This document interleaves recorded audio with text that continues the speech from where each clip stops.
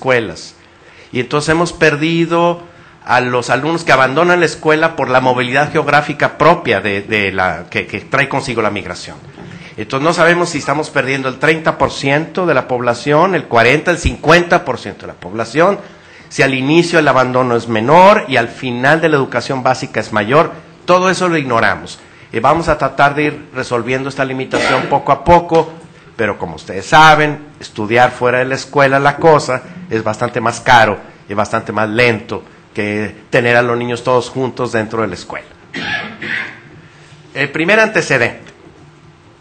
En el 2000 yo me puse a hacer trabajo con esta base de datos que todos ustedes conocen, que por sus siglas en inglés se conoce como Mexican Migration Project.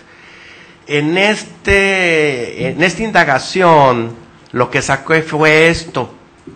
Ustedes observan en esta tabla a la pregunta si iban acompañados de su esposo o de su esposa en el último viaje que hicieron a Estados Unidos. La parte azulita de la parte azul de las barras muestra que van acompañados del esposo o la esposa. Y pues se va haciendo más grande. Y luego la pregunta, pues ¿con cuántos hijos va acompañado en el último viaje? Observen ustedes que los periodos son los periodos de la historización clásica de la migración mexicana. Entonces, del 14 al 39 es el periodo clásico, del 40 al 64 braceros, de los 65 al 85 la época indocumentada, del 86-91 ya la primera fase de IRCA y post-IRCA, ya la conocen ustedes muy bien, y bueno, cada vez hay más hijos acompañando. Lo que muestra esto es que la migración, lo que ustedes ya sabían, nada más para decirles como antecedente, la migración de México a Estados Unidos, pues es cada vez más familiar, esa es la idea. Menos de hombres solos que dejan a las familias en sus lugares de origen. Otro antecedente interesante es un estudio que me tocó coordinar en una ciudad del noroeste de Georgia en el 98, en donde se les hizo la pregunta. El estudio aborda muchas cosas, pero esta es la que interesa.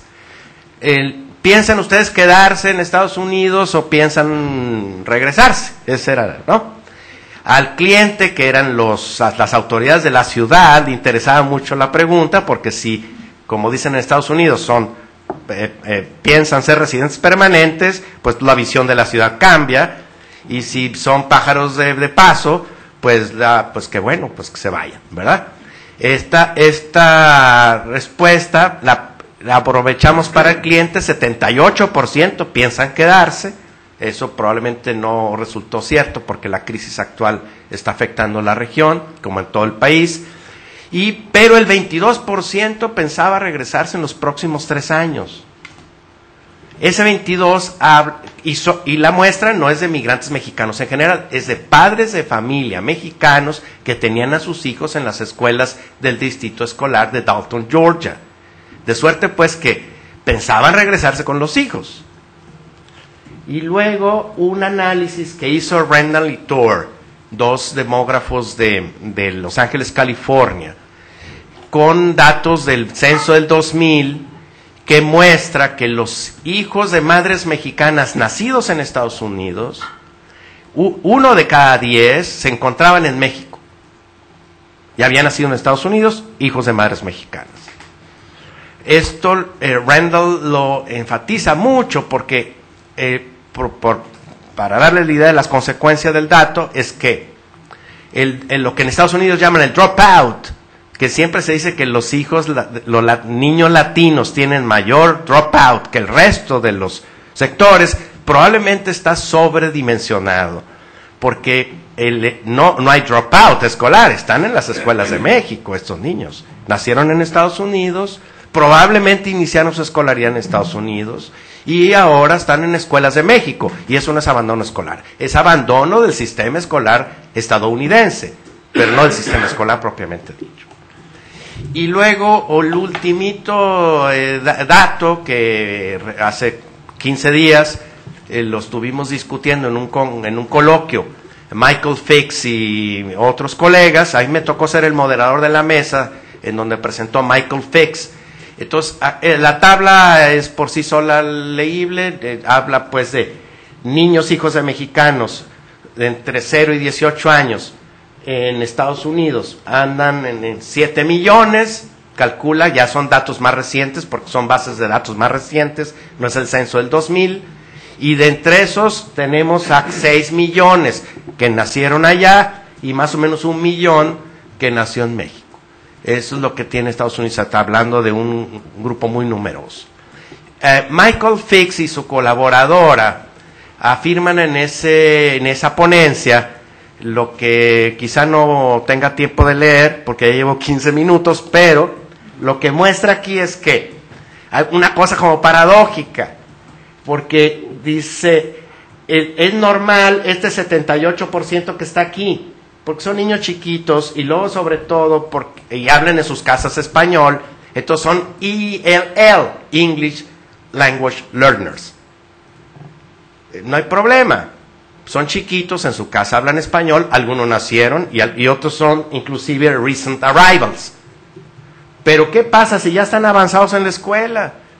Y entonces a la conclusión que llega Michael Fix es que avanzados en la escuela y siguen siendo ELL, está raro porque ya debieron de haber adquirido el inglés. Y entonces él le echa la culpa a Bush con su No Child Left Behind politics, pero la verdad es que probablemente algunos estuvieron en México, hicieron parte de su escolaridad en México y ahora de nuevo están en Estados Unidos y pues lógicamente siguen siendo ELL. Y yo se lo dije a Michael Fix y sonrió, pero como no tiene datos para diferenciar unos de otros. Bueno, para el caso ahora sí que ya empiezo a dar datos y puros antecedentes, ya estuvo bueno.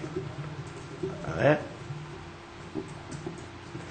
Tenemos 3 muestras de escuelas, las muestras son polietápicas, primero escuelas, luego dentro de la escuela el grupo, si hay varios grupos de primero, varios de segundo, etcétera. Son muestras grandes, obviamente casi 15,000 en Nuevo León, 9,000 en Zacatecas y la más reciente encuesta de 12,000 en Puebla, que lamentablemente no puedo dar mucha información porque la terminamos recientísimamente. Digamos, las encuestas, los formatos de encuesta todavía están en cajas, pues, y falta la captura y toda la cosa. Esta es la base, y se hacen entrevistas largas con algunos de los alumnos que desean platicar con nosotros, ¿verdad? Se transcriben y todo lo que ustedes saben. Y empiezo con los primeros resultados de dimensiones que son más sociodemográficas y geográficas. Y aquí la primera tabla les muestra la clasificación de los alumnos de los sistemas escolares de Nuevo León y de Zacatecas. En esta parte tenemos a los Mononational School Experience, es decir, alumnos que nunca han ido a Estados Unidos, pues son la mayoría, como es esperarse.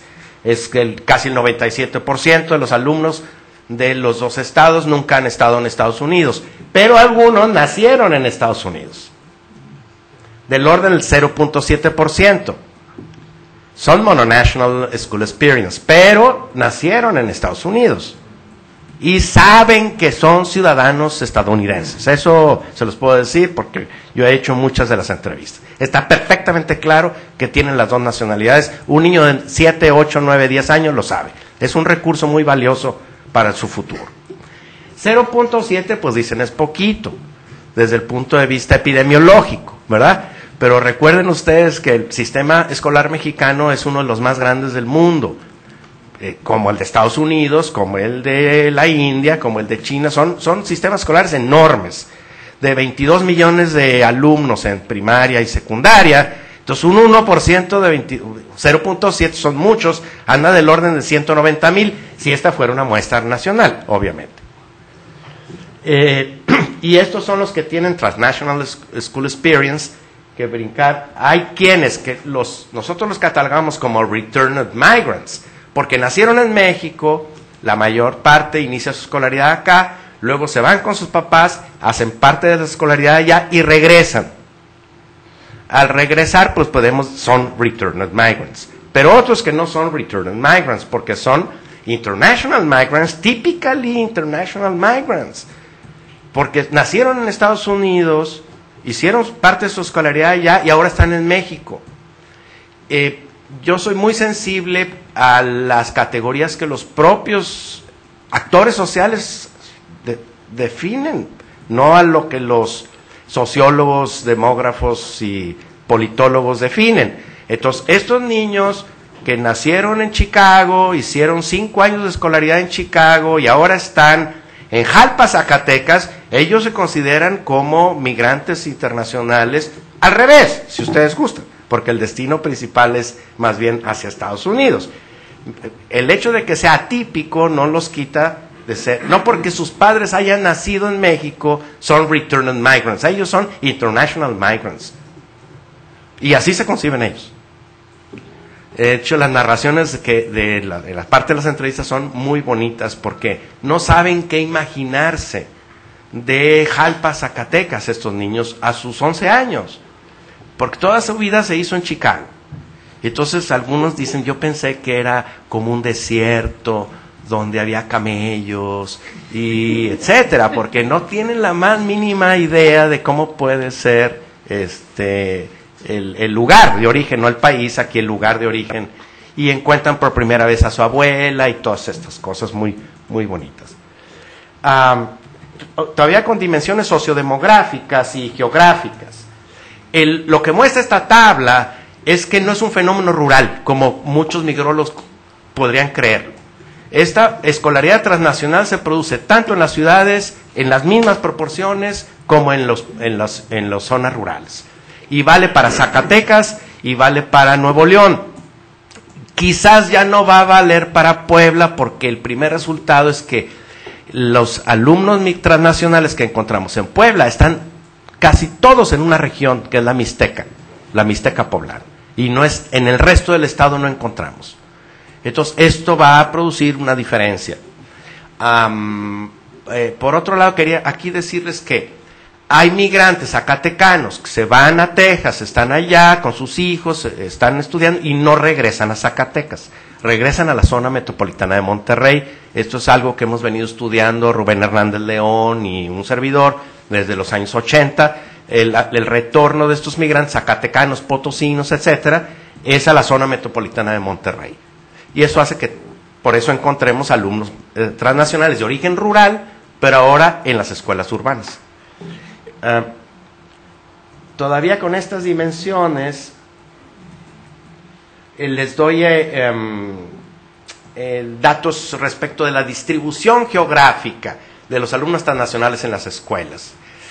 ¿Están en todas las escuelas? No. Más o menos en la mitad de las escuelas de Nuevo León no hay ningún alumno transnacional, pero en la otra mitad sí. Y de esa otra mitad que sí hay concentraciones diferentes. Entonces, hay escuelas, aquí en el caso de Nuevo León, como que andan entre el 6 y más del 12% de los alumnos de la escuela estuvieron en Estados Unidos antes. Y lo mismo sucede con Zacatecas. Nuevo León y Zacatecas tienen un segmento de las escuelas, digamos, del orden de una sexta parte de las escuelas deben de ponerse a hacer algo. Porque si tienen 6, 7, 8, 9, 10, 11% de sus alumnos que estuvieron en el sistema escolar de Estados Unidos antes de estar en el sistema mexicano, pues ya no es un niño sordo o 2 niños sordos en la escuela.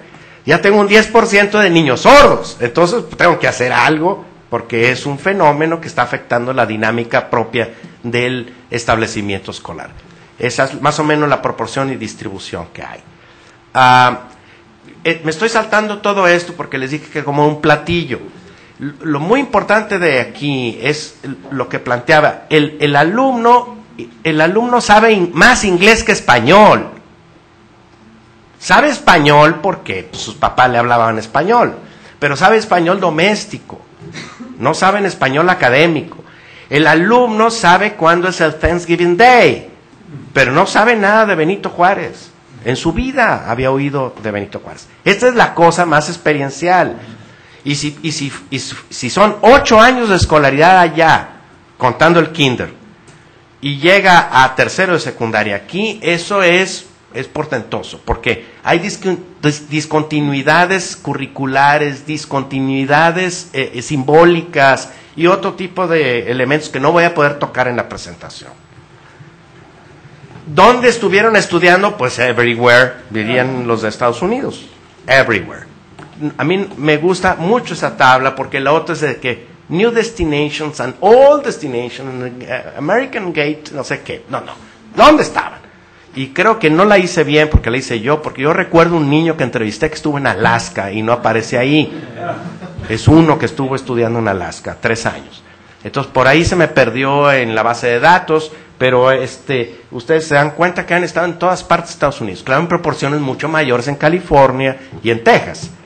Por cierto, este es un dato simpático, esto se demuestra ya con los niños de Puebla, la mayor parte estuvieron en escuelas de Nueva York.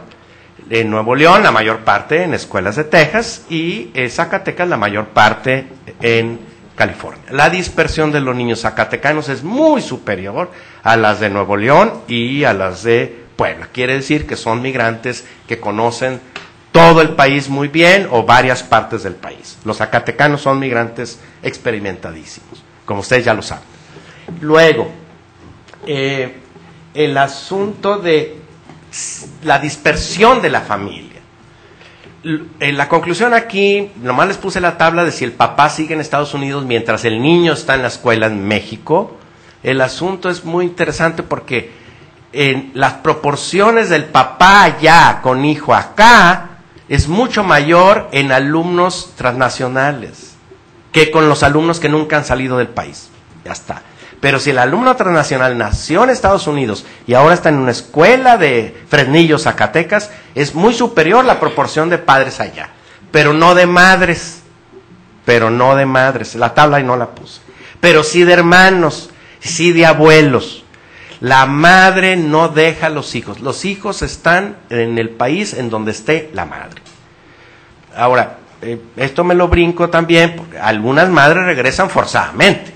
No regresan porque quieren irse a Jalpa. Otras madres regresan por divorcio y ya no soportan al marido que está allá y se regresan a Zacatecas, a Nuevo León. Otras madres regresan porque les fastidia el país en donde están y la vida y no quieren que sus hijos se hagan estadounidenses. Las razones del retorno son muy variadas. Esta tabla no se puede leer. Y nada más la pongo para presumir que los sociólogos cualitativos también hacemos tablitas complicadas. Es una estimación con análisis de clusters, ¿verdad? Que usa datos conocidos de cada una de las entidades, más el total de inscritos, intensidad migratoria, etcétera. Nosotros conocemos solamente Nuevo León, solamente conocemos Zacatecas. Todavía no incluimos en esa tabla Puebla. Y si funciona bien la clasificación de clusters que está aquí, la estimación nacional de niños que tuvieron experiencia escolar en Estados Unidos andaría del orden de los 337,000 para todo el país, si esta tabla tiene alguna consistencia. Digamos, entre 300,000 y 350,000 alumnos transnacionales estaban estudiando en las escuelas mexicanas en el 2005. Si el retorno ha tenido algún efecto, pues puede ser que sea mayor el número ya al 2010. Perdón, Víctor, ¿solamente estamos hablando de primarias y secundarias? Solamente primarias y secundarias. Solamente. No hay kinder, no hay prepa. Ahora vamos a algunas dimensiones socioculturales y educativas. Sí, me quedan 3 minutos, voy a hacer un poco más rápido. Voy unos minutitos más. ¿Cómo se dicen ellos a sí mismos? Se les pregunta directamente en el cuestionario y dicen: yo soy mexicano, yo soy americano, yo soy México-americano. Ustedes ven ahí las proporciones. Este dato lo estamos analizando en mucho detalle. No me da tiempo de abordarlo. Estamos escribiendo un capítulo para un libro sobre lo que en Estados Unidos se llama hyphenized identities, y les doy 2 adelantos. Lo primero es que tiene bases objetivas. Cuando un alumno se dice Mexican American, tiene bases objetivas, no es una mera etiqueta. Cuando se dice American, tiene bases objetivas. Solamente, etcétera. ¿Qué son las bases objetivas? La mayor parte de la escolaridad fue allá, tiende a decirse Mexican American.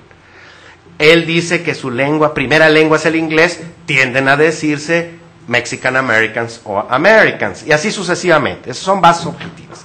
Y hay un elemento subjetivo que tenemos que analizar más. Las niñas nunca se dicen, no, una niña por ahí, desorientada probablemente, se dijo americana. Una. Los que se dicen americanos son niños. Y hay proporciones similares de niñas y niños nacidos en Estados Unidos, con muchos datos objetivos. Las niñas se pueden colocar como mexicoamericanas y particularmente como mexicanas, pero no se dicen americanas. Entonces, ahí hay una parte muy interesante, creo. Bueno, este es un dato que refuerza lo anterior. Más tiempo allá, más tendencia a decirse mexicoamericano. Menos tiempo, más tendencia a decirse mexicano. Y luego, me gusta mucho esta tabla, la verdad, porque me permite decir cosas feas de las escuelas mexicanas. Eso es, me gusta hablar mal de mis propias escuelas.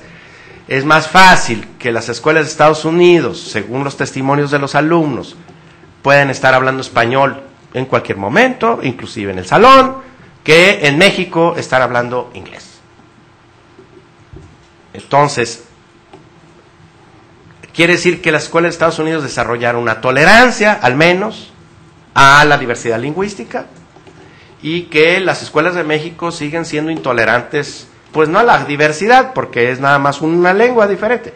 Y lo más grave del asunto es que cuando son escuelas de ricos, speaking English is like a bilingual guy.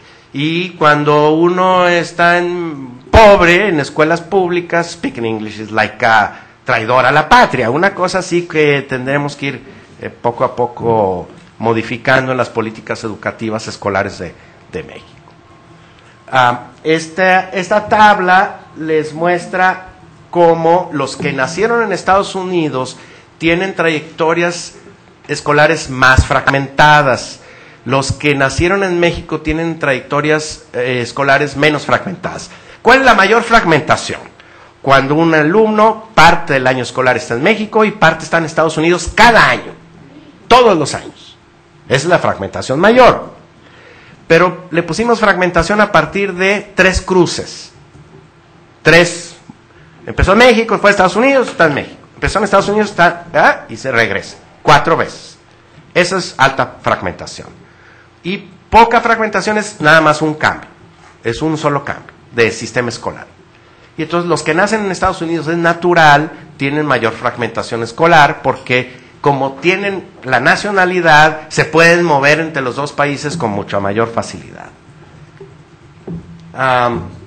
Esta tabla es muy linda, es mucho más grande para mí porque lo que encontraron en Japón, lo que encontraron en Irlanda, lo que encontraron en Puerto Rico sobre todo, es que los alumnos puertorriqueños que se escolarizaron en Estados Unidos o los japonesitos que se escolarizaron en Estados Unidos, cuando regresan a las escuelas de Japón, son pocos, pero lo han estudiado, los japoneses los ven como algo raro que no es verdaderamente japonés.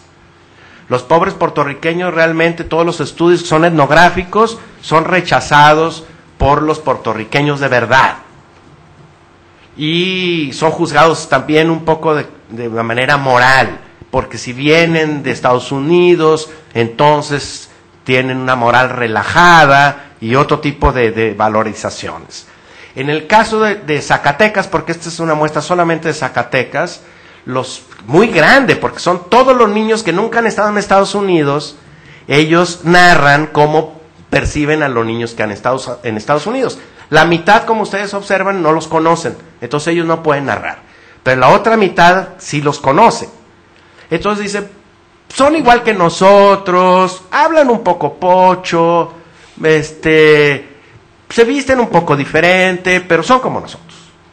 Y la tesis que está en muchas de las respuestas de los alumnos mononacionales es, la mexicanidad nunca se quita. Uno la trae y como naturaleza. Entonces, aunque hable diferente y tengan algunas costumbres raritas, son un poco presumidos porque tienen dólares y estas cosas, somos mexicanos todos. Esa es una muy buena oportunidad, porque si este fenómeno crece en algunas regiones del país, da opciones para que la recepción del alumno transnacional en las escuelas mexicanas vía pares, que es más importante que la recepción del maestro, la recepción vía pares sea exitosa y benéfica para los alumnos que se reintegran al sistema escolar mexicano. Algunos dilemas que surgen de aquí. El primer dilema es el de la noción de socialización. Es una noción que los sociólogos queremos mucho porque viene desde la fundación de la sociología y luego hay obras maestras de la sociología centradas en esta noción, Margaret Mead y todo esto, y Peter Berger y Thomas Luckman y todo. Nos gusta la noción. Es que la noción, para quienes no son sociólogos, quiere decir que los adultos de una sociedad, de manera institucional y de manera no institucional, hacemos que los niños sean como nosotros. Y lo logramos exitosamente. Y para hacer que un niño sea como nosotros y no nos falle en el proceso, dice la teoría que hay que evitar que el niño tenga contacto con sociedades rivales. Esto es que termine un niño la socialización diciendo, esta sociedad es la sociedad. Perdón por la tichereada, porque es un poco como clase. Pero ¿qué pasa con un niño que entra en contacto con agentes legítimos? Y los agentes legítimos le están presentando un mundo rival. No solamente de manera lingüística, eso quizás es lo menos importante, sino de manera ética. De manera ética. Inevitablemente entra en contacto con actores legítimos que inculcan en el niño algo que se considera que es legítimo y debe de ser internalizado. Ese es un dilema que tenemos que seguir indagando al respecto. Pareciera que lo resuelven bien. Encontramos casos en donde está muy bien resuelto y entonces quiere decir probablemente que cuando se dicen mexicoamericanos, estando en Zacatecas o en Nuevo León, no están utilizando la categoría en el sentido que se usa en Estados Unidos, es decir, como situación étnica, sino que estos niños cuando se dicen en el cuestionario y luego en la entrevista Mexican Americans, lo que están diciendo es que I'm Mexican and I am American also. Eso es lo que están diciendo. ¿Y es mexicano qué tanto por ciento? 100%. ¿Y americano qué tanto por ciento? Pues 100% también. Hay 200%. Probablemente eso es lo que están diciendo. Y no están utilizando la etiqueta en el sentido de Estados Unidos, Mexican American as a my position in this society, sino que tiene que ver con una declaración de identidad, de sentimiento, de pertenencia. Otro dilema ahí que pudiera ser interesante para ustedes es que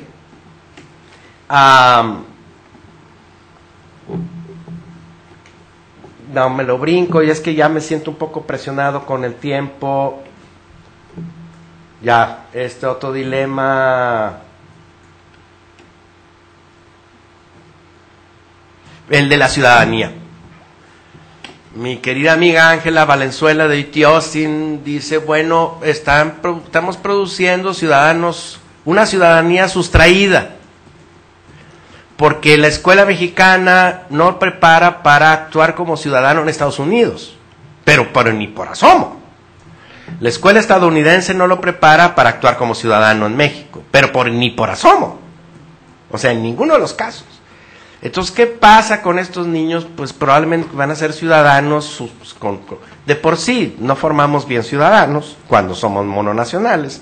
Ahora con esta doble experiencia, quizás la ciudadanía que se está gestando, porque ser ciudadano es conocer derechos, actuar en consecuencia, poder leer periódicos, no creer en lo que dicen los periódicos, todo eso es ser ciudadano.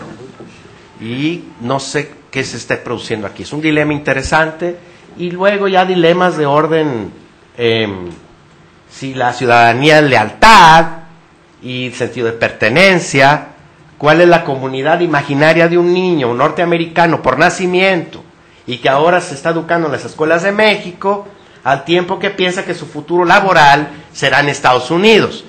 Esto en referencia a un trabajo de Roger Waldinger. Son varios dilemas que no quiero abundar, que surgen de estas investigaciones. Un dilema de corte curricular, obviamente, para los que se interesan en la educación. Ya esto no lo leeré, para quien quiera tener acceso al documento, aquí está la narración de un caso de un alumno que es doble ciudadano y se siente cómodo pensando su vida en los dos países. Y es larga, y aquí está la narración de una alumna indocumentada que sufre la deportación 2 veces, deportada a su madre, y en donde se demuestra lo que Roger Waldinger dice, pues el Estado existe, y tan existe que corrió a mi mamá y la metió a la cárcel. Y esta niña zacatecana evidentemente no quiere saber nada, absolutamente nada de Estados Unidos, a pesar de que era muy exitosa en su escuela en Madison, Wisconsin, y muy apreciada por sus maestros. No quiere saber nada. Yo los invito, voy a dejar un ejemplar del libro aquí en la biblioteca del COLEF, el más importante, y al final vienen referencias que ustedes podrán, algunas tienen acceso directo por internet para bajar el texto completo. Bueno, muchas gracias, me atropellé un poco con la degustación esta.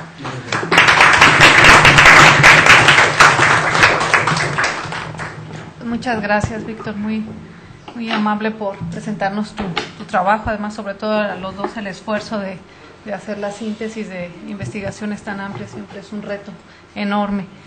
Pues vamos a pasar a la parte de preguntas, comentarios, vamos a darle espacio a la sala y después nos vamos con los compañeros y colegas que están con nosotros todavía en las sedes. Pues si gustan, Rodolfo. Sí, bueno, antes que nada es pues decirle a Víctor que me encanta esta investigación, está bastante bonita, sobre todo porque está dedicado, es una investigación sobre los niños, y yo creo que es una población que en todos los niveles ha sido olvidado, es decir, los migrantes jóvenes han sido muy olvidados por las políticas migratorias, tanto de un lado como de otro. Entonces esto me parece que llama la atención a cuidarse, a ver qué se puede hacer por todo este tipo de fenómeno y de fenómenos, diría yo, que se está dando en eso. Entonces, pues muchas gracias, Víctor, por venir y presentarnos este trabajo muy enriquecedor. Como buen demógrafo, tú sabes hacia dónde van un poquito mis preguntas. 2 cosas. La selección de las escuelas en Nuevo León, Zacatecas y Puebla si es totalmente al azar, si hay algún tipo de metodología detrás en la selección tanto de las primarias y secundarias. Supongo que todas son públicas, no sé por qué, me quedé con esa impresión. No sé si haya privadas.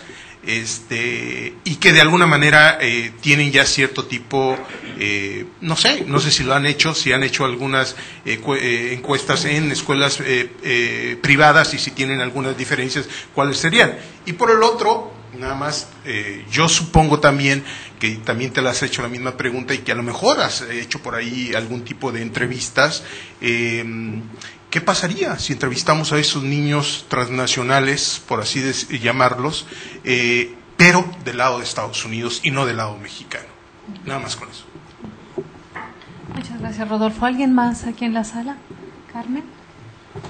Perdón, estaba antes Yara, ¿verdad? Perdón, y después. Pues buenas tardes a todos, es un gusto estar aquí.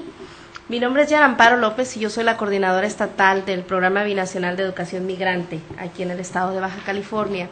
Y precisamente agradecer antes que nada al doctor Zúñiga porque ha sido nuestra base teórica para el trabajo que estamos realizando en Baja California.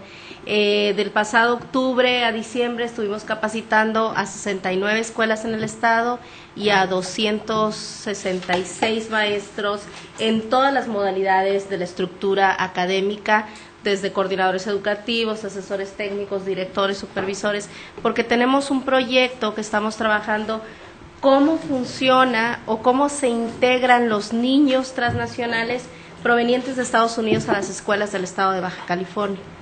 Y hemos encontrado, pues, obviamente resultados muy interesantes. Tenemos un año trabajando con este proyecto e hicimos una propuesta de integración por medio de la orientación educativa y counselors con la Universidad de San Diego. Estamos en este proyecto ahorita, están obviamente cordialmente invitados a quien quiera sumarse a conocer más, pero estamos en la fase de identificación, como decía el doctor Zúñiga, no hay datos estadísticos reales de cuántos niños tenemos en Baja California que regresan de Estados Unidos. Lo más real que tenemos son en el proceso de secundaria, de primero a tercero de secundaria, que hacen un proceso de revalidación, y estamos hablando de 1,200, 1,300 alumnos que cada año llegan al estado de Baja California. Obviamente el año pasado nada más en Tijuana, en el último cuatrimestre tuvimos 700 niños que regresaron en estas características. Entonces, lo tenemos aquí, no nos tenemos que ir tan lejos, que es un gusto estar en Zacatecas y en Nuevo León, pero está creciendo mucho la población que regresa obviamente a Baja California. Mexicali anda más o menos por las mismas cifras, pero lo que queremos compartir es que hay trabajo que hacer con estos niños, y lo más importante que estamos haciendo es sensibilizar a los docentes en cómo atender a estos alumnos, que se percaten de que están. Esa es mi intervención. Yara, muchas gracias, muy amable. Carmen, les voy a pedir que seamos un poco breves con las preguntas para que nos dé tiempo de que los colegas que están fuera puedan participar. No, es una pregunta que no es directamente con la investigación, pero que a lo mejor tiene algo que ver. ¿Existe el caso, yo no sé, lo ignoro, pero yo sé que en Europa existe, en Francia al menos, porque yo conozco Francia, ¿no? ¿Existe el caso de profesores transnacionales, es decir, de profesores que les manda el país de origen para que sea un complemento a la formación en los países, con los hijos de migrantes? Y si hay algún trabajo sobre eso, o sea, el sentimiento de pertenencia de esos alumnos que reciben al margen de su educación en el sistema nacional donde están viviendo otro tipo de formación desde el país de origen. Gracias, María Carmen. ¿Puedo juntarte otras dos preguntas? ¿Sí? ¿Está bien? Bueno, entonces vamos a dar la palabra a los colegas que están fuera. ¿Del Colegio de México hay alguien que tenga alguna pregunta o algún comentario? Sí. ¿Silvia? ¿Sí se escucha? Sí. Sí, ¿nos escuchan? Sí, les pedimos bueno, que, primero, que hablen despacio, por favor, por la transmisión. Okay. Bueno, primero felicitar a Víctor por el trabajo y pedirle si no nos pueden mandar también un libro para acá, para la biblioteca del colegio. Y la segunda la pregunta en concreto referente a su trabajo tiene que ver, bueno, él enfatizó mucho el aspecto de los niños, del entorno de los pares y de los padres, ¿no? Pero bueno, ¿qué tanto el entorno institucional en términos no? O sea, yo estoy pensando sobre la flexibilidad que tiene el sistema educativo mexicano para trabajar con niños en esta situación, e inclusive aún en el marco de políticas como esta que hicieron ahora de los documentos de transferencia, que te permite o supuestamente tendría que permitir que fuera más fácil la regularización cuando estudiaran allá para venir y se les reconozcan los años de escolaridad. Aunque hubiera la facilitación burocrática, hay un aspecto de la cultura institucional dentro de la escuela que yo creo que también imposibilita y limita mucho la parte de la integración de los niños al sistema educativo. Y la otra pregunta tendría que ver también en términos institucionales con el contexto dentro de los valores dentro del salón de clase. Y bueno, yo debo decir que aquí estoy hablando sesgada porque mis hijos son alumnos transnacionales, y de las cosas que nosotros veíamos de la propia experiencia de ellos es que los códigos dentro del salón de clase en Estados Unidos son tan distintos a los códigos, por ejemplo, de conducta, de forma de relacionarse, de cómo toman turnos, etcétera, y todo eso también influye en la forma en la que se da la vinculación con los pares, ¿no? Entonces no sé si pudieran dar un poquito más de ese contexto institucional y de la cultura dentro de la escuela, que también está influyendo en la forma en cómo viven los alumnos transnacionales su experiencia al retorno a México. Nada más. Gracias, muy amable, Silvia. ¿Alguien más en el Colegio de México? ¿Perdón? No, eso es todo. Gracias, Laura. Gracias, Silvia. ¿Del Colegio en el Colegio de Michoacán? ¿Hay alguien en el Colegio de Michoacán? Estamos en el Mora. ¿Y en Ciesas? Sí, una pregunta desde Ciesas Golfo. Pati, adelante. Me encantó, Víctor, tu presentación, muy amena, y estoy de acuerdo, y todos los que estamos aquí en esta sede estamos de acuerdo que es un tema fundamental que hemos casi olvidado, ¿no?, en nuestros estudios. Yo te quiero hacer una pregunta concreta, la respuesta quizá no lo sea tanto. Cuando los académicos hacemos una investigación, pues nos gustaría a muchos de nosotros que sirviera de algo concreto. Entonces, respecto a eso, yo te pregunto, ¿cuáles serían, digamos, las 3 propuestas de política pública, así en tus sueños, pues, que quisieras que pudieran adoptarse por el gobierno mexicano en referencia a lo que has encontrado? Y también queremos un libro por acá, por Ciesas, por favor. Muy bien, creo que Víctor va a vender bien su libro el día de hoy. Muchas gracias. Bueno, pues voy a cerrar esta regalado la respuesta. Entonces, bueno, Víctor, regresamos con más preguntas. De Ciesas DF. Sí, estábamos, no sé si puedan esperarlas para que cerremos esta ronda de preguntas y Víctor pueda responder. Va a haber una segunda ronda para que no se... ¿Quieres que la agreguemos? Bueno, a ver, si está la pregunta, si no les dicen, por favor. Bueno, la pregunta es bien concreta, y una es que también se requeriría de un libro de estos. Entonces, la pregunta es, no sé si lo dijo el ponente, nada más yo quisiera saber si hay información con respecto al rendimiento de los niños transnacionales en la escuela, ¿no?, en la escuela mexicana, si pudo tener acceso a si el rendimiento escolar baja o sube, o cómo se comporta. Muchas gracias. Bueno, ahora sí. Lo primero que tengo que decir es que este libro ha sido un éxito editorial, pero porque es gratuito su distribución. Es de distribución gratuita porque el convenio con la Secretaría de Educación Pública de los autores con la Secretaría es que nosotros hacíamos todo por el deseo de publicar, a condición de que se distribuyera gratuitamente a las personas que van a hacer uso del libro. De hecho, en casa de Roger hace unos meses, lo que dije es a political device. El libro está pensado como un instrumento que mueva la política educativa. No tiene todo el formato académico que debiera de tener, porque queremos que lo lean directivos, tomadores de decisiones, maestros de las escuelas. Digo, sí está académico, pero no tiene esa intención. Sí tiene un peso académico, pero no es la intención.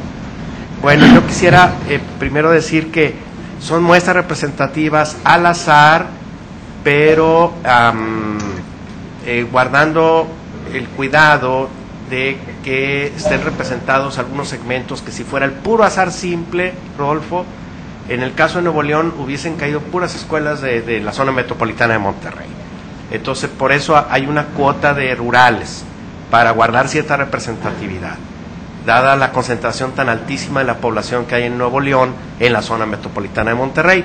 Y en todos los casos, las muestras, a su vez, toman en cuenta la densidad migratoria de los municipios, para que estén representados todos los municipios, los de baja intensidad, los de media intensidad, los de alta intensidad. ¿Están representados? ¿Esa representación es a nivel estatal? Estatal. Es decir, los resultados que se tienen en Nuevo León representan al sistema escolar de Nuevo León, primaria y secundaria, al 95% de confianza.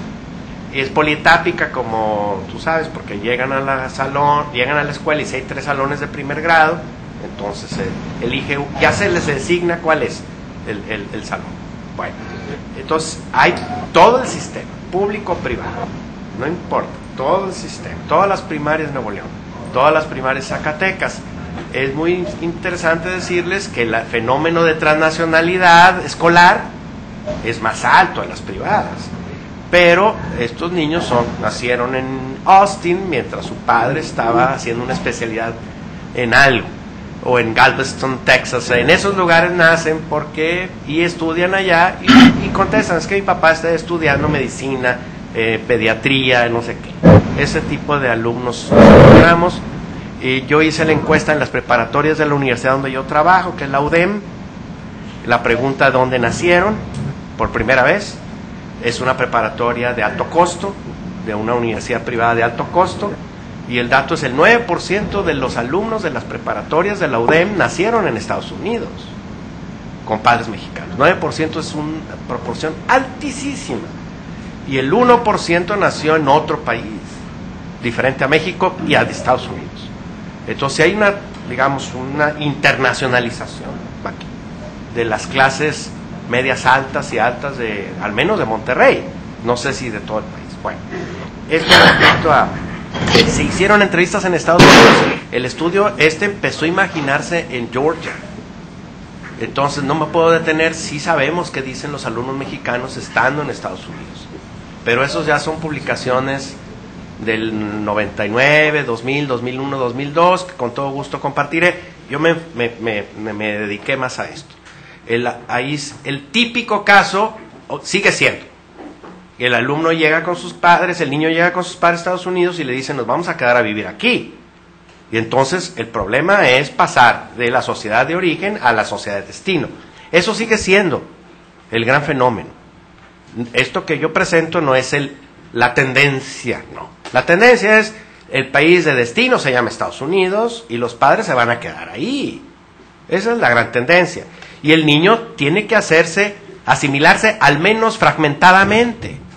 Como bien dice Roger, es normal que un estadounidense sea parcialmente, no existe una definición de americano, pues. La sociedad estadounidense es una sociedad muy diversa y que admite esa diversidad sin problema. Y este niño se va, ese es el típico caso. Nosotros estamos, digamos, estudiando lo anómalo. Los alumnos que estudian parte de su escolaridad en Marruecos, parte en Francia, parte en Marruecos, son pocos, pero ahí está. Y puede ser que es un fenómeno emergente y en crecimiento, pero nunca tan grande como el destino es Estados Unidos y hay que integrarse a la sociedad de Estados Unidos. Entonces, por eso es otro tipo de respuestas. Me agradezco mucho, Amparo, la referencia y pues me da tanto gusto que estén usando estos trabajos. Yo tengo mucha cercanía con lo que se llama el PROVEM como proyecto en México y es por eso que pues me da mucho gusto ver a Amparo aquí presente y que hay maestros. ¿Qué pasa con los profesores? Lo que Carmen planteaba. Hay dos respuestas a esto. Los profes son mononacionales y los forman mononacionalmente. Y los franceses son particularmente mononacionales. Es decir, a la pregunta en Francia, que me ha tocado hacerla, ¿qué pensarían ustedes del uso de la lengua de los niños en la escuela? Es casi un sacrilegio. El bilingüismo en Francia es como pegarle a Cristo en Viernes Santo, más o menos. En Estados Unidos se puede dialogar, quizás molesta la pregunta, pero se puede dialogar. México no es muy diferente a Francia, no es muy diferente. Es la lengua nacional, no se dice la primera lengua y la segunda lengua, ¿cómo? Es la lengua nacional. Cuando es una lengua colonial, la que estamos defendiendo como lengua nacional. Sin embargo, hay esfuerzos de los estados de origen por estar presentes en los países de destino.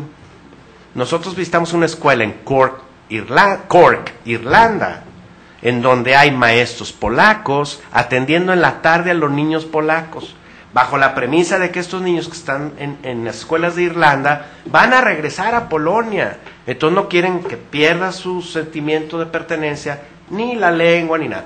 ¿Qué tan grande es ese fenómeno en Irlanda? Lo ignoro, pero ahí estaban los maestros polacos, que el Estado polaco les suministra para que familias polacas no pierdan su lazo. Bueno, fenómeno curioso. También lo hacía Grecia en Estados Unidos. También lo hizo Armenia un poco con sus pocos recursos. Entonces, ese es el caso. Los maestros mexicanos que se van a las escuelas de Estados Unidos no son importados por los distritos escolares de Estados Unidos, con la idea de que son alumnos, maestros transnacionales. y que atenderán mejor a estos niños de origen mexicano o latinoamericano. Son importados porque hablan 2 lenguas, entonces sirven de traductores, sirven de la etapa de transición, pero deben de seguir los currículos y los códigos escolares estrictamente del distrito escolar. Entonces, maestros transnacionales no los hay, pero sí esfuerzos de los estados por dar servicios fuera de la nación. México es un campeón en eso, Tiene una presencia de servicios educativos en Estados Unidos para la población mexicana, a través de muchas iniciativas, como pocos estados en el mundo los tienen. Y lo que mi querida amiga, la profesora Calderón de UTEP, le llama the well-kept secret of the Mexican state, que hacemos todo eso, repartimos hasta libros de texto gratuitos en cantidades muy grandes en las escuelas de Estados Unidos que lo solicitan, vía los consulados. Respecto a Silvia, que agradezco mucho el comentario y la pregunta, estamos por publicar, el doctor Hamann y yo, un trabajo que le pusimos Everyday Ruptures in American Schools, in Mexican Schools. Y esta es las rupturas, las discontinuidades de los códigos. Entonces, como no me da tiempo, nomás les voy a plantear un caso.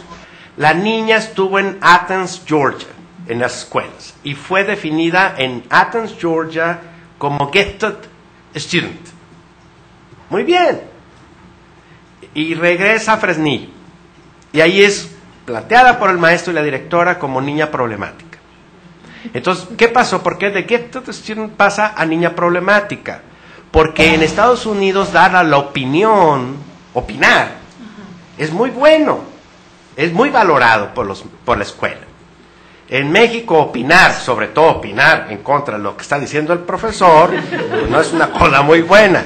Entonces, la niña, la maestra dice, es muy problemática, siempre quiere tomar la palabra, no está molestando a los demás todo, en Fresnillo.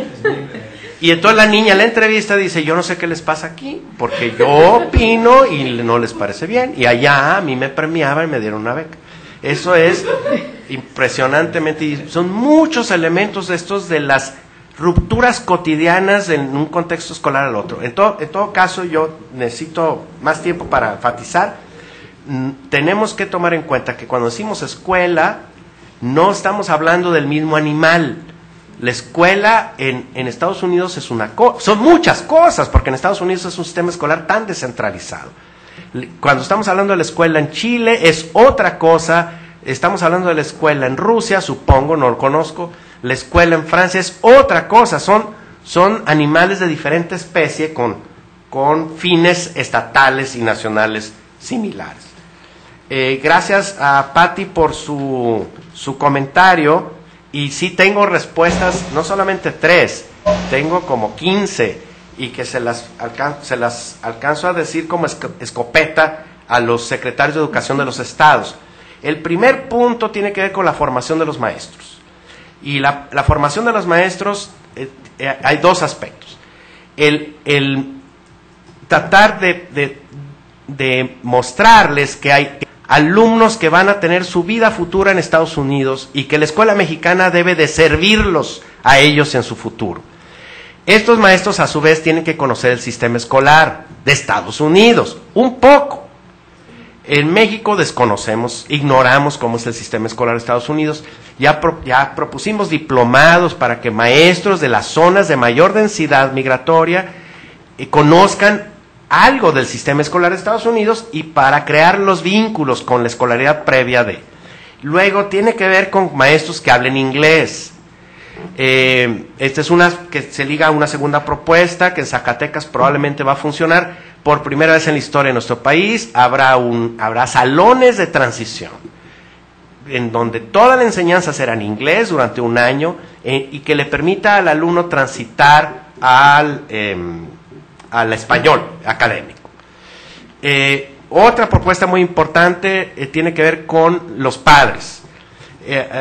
La idea es tener un proyecto con los padres en el sentido de que no abandonen, que la escuela a sus hijos, que la escuela es central para el futuro laboral de sus hijos en Estados Unidos, si eso es lo que pretenden.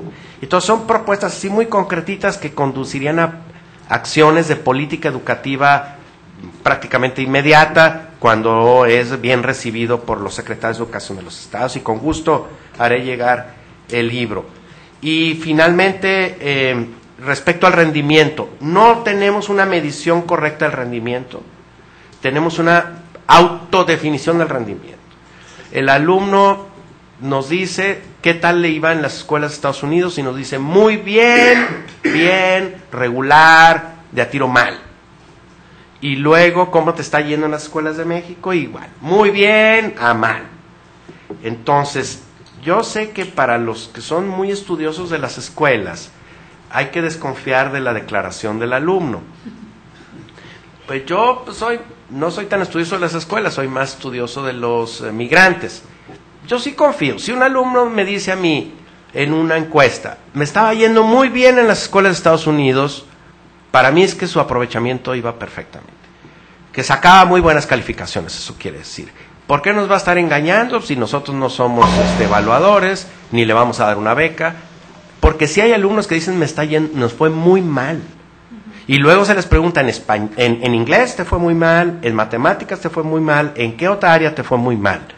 Creo que es una buena aproximación, no tengo manera de darles aquí los datos, excepto decirles que en general pareciera ser que el fracaso escolar en las escuelas de Estados Unidos de los alumnos nacidos en México no es, desde su perspectiva, la perspectiva del niño, no es tan horroroso como las historias que los investigadores estadounidenses nos han estado platicando en sus múltiples investigaciones. Y coincide otra vez con lo que mi querida amiga Ángela Valenzuela de IT Austin plantea. Los alumnos nacidos en México, con padres hablándoles español, con fuertemente arraigados al país de origen, les va mejor en las escuelas de Estados Unidos, a pesar de que su inglés es más bajo, que a los alumnos hijos de mexicanos nacidos en Estados Unidos y que han sufrido la discriminación propia de su origen. Más o menos con eso contesté, creo. Pues si tenemos unos 5 minutos, y si tienen alguna pregunta en las sedes, una última pregunta, si no, pasamos aquí a la sala con una pregunta más. Y bueno, ¿tienen alguna? Sí, de aquí del Colegio de Michoacán. Ah, perfecto. Del Colegio de Michoacán, si me permite un momento, dos preguntas. Perfecto. La primera es una más de carácter conceptual, es decir, quizás efectivamente el acento está puesto en destacar el fenómeno escolar y pues en contradicción o en contraposición con el fenómeno laboral que se ha destacado en los estudios.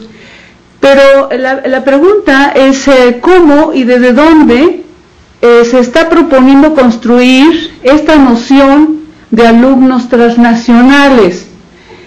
Desde los niños, desde las nociones de los niños, desde la institución escolar, desde los estados-nación, desde la familia, desde la comunidad. Ahí hay un reto conceptual a enfrentar. Y por el otro lado, ¿cómo explicar, eso ya respecto a los hallazgos, cómo explicar esas variaciones encontradas en las dimensiones sociodemográficas y geográficas? ¿Qué es lo que las explican? Un poco dar ese paso a la explicación. Y si es lo mismo, o qué sucedería más bien si se encuestan a niños de estados con mayor diversidad étnica, por ejemplo, Oaxaca, donde se podrían entrevistar a niños mixtecos que también están en esta situación, ¿no?, de formación escolar en Estados Unidos y en México. Muchas gracias. Gracias, muy amables. Pues aquí hay una pregunta más. Si no hay ninguna pregunta más en las sedes, damos entonces la palabra aquí a la sala con una pregunta más. Sí, gracias. Yo quiero felicitar a mi querido profesor, el doctor Víctor Zúñiga, por este platillo tan exquisito que hemos disfrutado. Mi pregunta es, ¿qué hay detrás de la idea de meter a los estudiantes en la escuela? en Estados Unidos. ¿Son migrantes ya establecidos, ya que adquieren la ciudadanía, o son migrantes en situación de migración ilegal? Porque habría una gran diferencia entre los que ya se van a establecer en Estados Unidos, ya no van a ser deportados, contra los que van a ser deportados. Entonces, esa es mi pregunta. Gracias. Gracias, Marco, muy amable. Jesús Montenegro. Nomás un comentario. Sí. Víctor, te felicito, muy bonita tu ponencia. Me encantó, y sobre todo lo que dice Rodolfo, rescatar a los niños migrantes, que es muy importante. Nada más te quiero comentar, nosotros a partir del año pasado, el mes de julio, empezamos a trabajar la EMIF en el aeropuerto de Monterrey, y cuando empecé a revisar el primer mes los cuestionarios, me encontré casos de profesores que viven en Monterrey que van a dar clases al otro lado por cierta temporada. Yo creo que también nos puede dar la EMIF algunos datos interesantes, sobre todo creo que en el caso de Monterrey y los demás hotel, que pudiera ser interesante dentro de la línea que menciona Carmen, aunque no necesariamente como tú lo explicabas, sean contratados precisamente por eso, sino por ciertas características que tengan para las escuelas, sobre todo del estado de Texas. Bueno, pues muchas gracias. Le damos la palabra a Víctor. Pues muchas gracias por sus preguntas y comentarios. Sinceramente me siento muy halagado. Respecto a la base conceptual, este ha sido un trabajo que, como ustedes observan, ya va para 12 años. No logré transmitir que no es un trabajo exclusivo de Víctor Zúñiga. Ustedes ven que somos 3 autores. Uno de ellos es profesor de la Universidad de Nebraska. Entonces, estar diciendo, bueno, hay que tener un entendimiento de la cosa binacional y tener un equipo mononacional es como que no funciona. Para poder entender las escuelas de Estados Unidos, yo he necesitado mucho el apoyo de Ted Hammond, que es mi asesor, digamos que me enseña que para poderlas entender, y para que él entienda las de Zacatecas, pues yo lo acompaño. Y a su vez tenemos a un tercer autor, que es un maestro de la escuela normal básica más importante de Nuevo León, una de las más importantes del país, porque es muy diferente tener a alguien que es verdaderamente profe de escuela y que nos vaya explicando las cosas. Entonces, esta idea de ir explorando de forma no deductiva, sino ir trabajando inductivamente.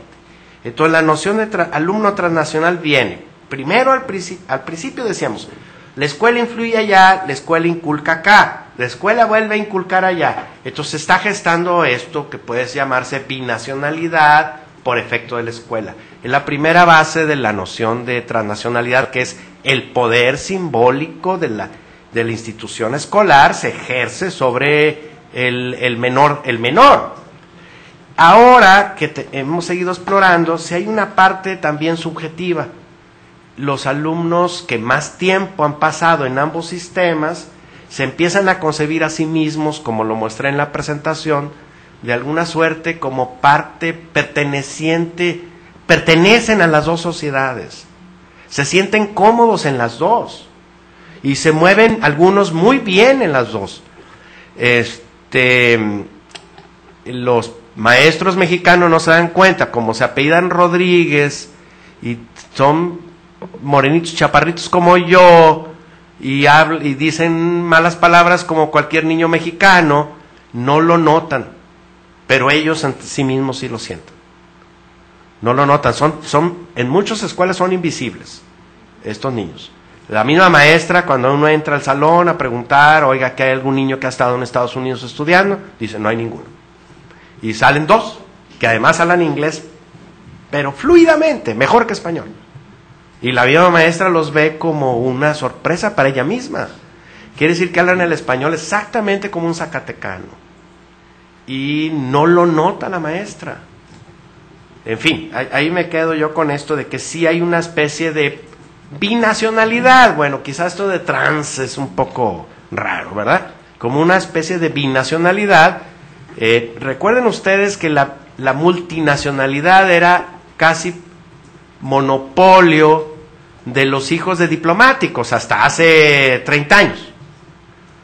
Para que alguien se moviera en francés, en inglés y en ruso, bueno, pues es que es hijo de un diplomático que pasó todos los años así.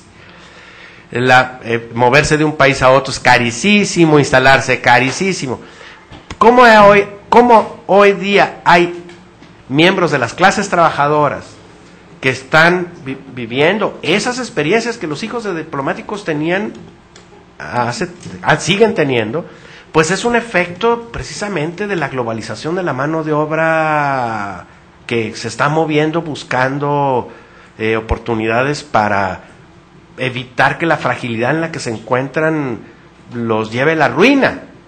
Digamos, son estrategias de las clases trabajadoras que hacen que se lleven a toda la familia. Pero esto es otro cuento. En todo caso, esta es la base conceptual de la etiqueta alumno transnacional.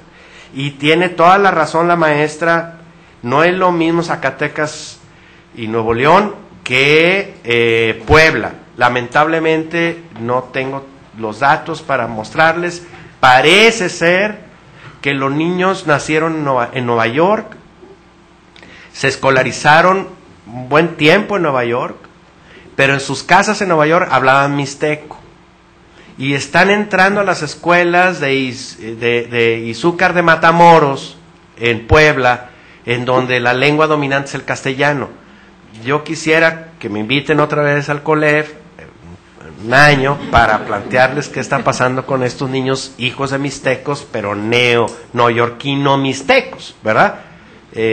La proporción de niños transnacionales en el sistema escolar de Puebla, eso lo festejé yo verdaderamente con gran gusto, porque tiene que ver con la pregunta que hizo Rodolfo. ¿Están bien hechas las muestras o no están bien hechas? En efecto, parece que están bien hechas, porque en Zacatecas sacamos un 2.3% de alumnos transnacionales en el sistema escolar. Esa es la estimación. En Nuevo León 1.6%, va bien. Yo tenía un miedo de que me saliera Puebla 4%, porque quiere decir que está mal. No puede ser que Puebla tenga 4% de alumnos transnacionales. Más que Zacatecas, está mal hecho el estudio. No, salió 0.6%, entonces yo festejé. Quiere decir que son muestras bien hechas, es lo que se esperaba en Puebla, es 1 de cada 200 niños ha tenido experiencia y todos concentrados en la zona mixteca. Eso no tengo yo respuesta, pero el señalamiento es muy importante. La experiencia de esos niños tiene que diferir enormemente de la de los zacatecanos y nuevo leoneses. Muchas gracias de nuevo por sus preguntas.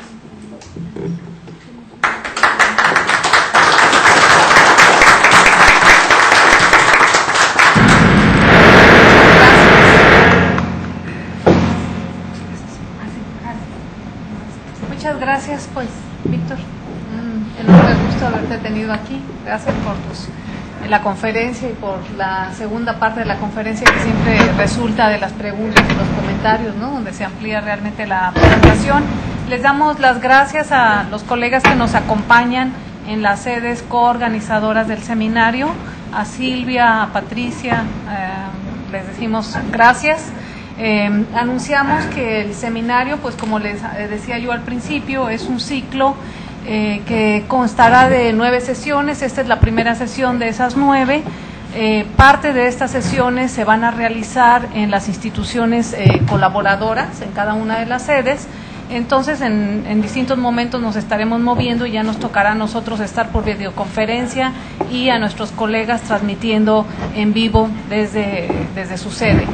La próxima conferencia va a ser el 12 de marzo en el Colegio de Michoacán, y vamos a tener el gusto de contar con la presencia de François Lestat y Liliana Rivera, incluso con el tema de las múltiples formas e implicaciones del retorno, y creo que entonces de alguna forma estos temas que surgieron hoy van a estar presentes de nuevo en la próxima sesión en el Colegio de Michoacán. Entonces, bueno, pues los invitamos a que asistan, a los que estén cerca de la sede de Michoacán, y a los demás que nos conectemos para poder seguir con este espacio académico en torno a las migraciones internacionales, particularmente para este año, como yo les decía, dedicado a Michael Kearney. La última sesión en diciembre va a ser una sesión dedicada al trabajo de Michael Kearney. Entonces vamos a cerrar nuestro ciclo con ese énfasis en este homenaje, y particularmente el año está centrado en tratar de discutir alrededor de cómo estas migraciones internacionales se están conectando y a la vez recreando o tal vez resolviendo las grandes inequidades que están atravesando el mundo en este momento. Así que bueno, pues muchas gracias, buenas tardes y les agradecemos de nuevo su presencia a Roger Waldinger y a Víctor Zúñiga.